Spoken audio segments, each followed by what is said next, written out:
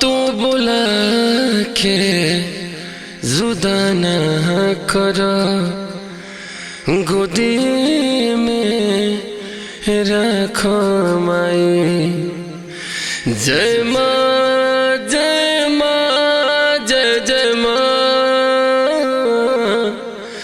जय माँ हम तो गोहराई हो जाई, हम कहाँ जाई हो।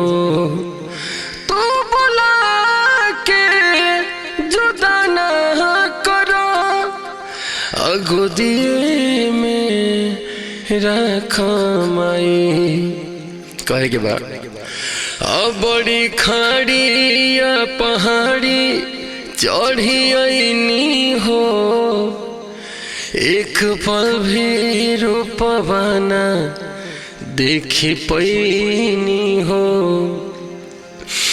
बड़ी खाड़ी या पहाड़ी चढ़ी आईनी हो,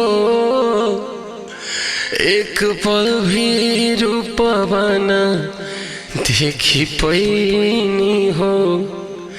खाली बा झोली भरा माचरण में सिरवा नहीं, तू बोला के जुदा ना कर, गोदी में रखो माई। Thank you. अगर अच्छा लगा लोग तो कमेंट में जय माता दी लिखी और अपने फरमाइश की गाना करी, कमेंट करी। कोशिश रही कि नेक्स्ट गाना आपके नाम। Love you. आपका बेटा आपका भाई जितेंद्र सोना। Thank you.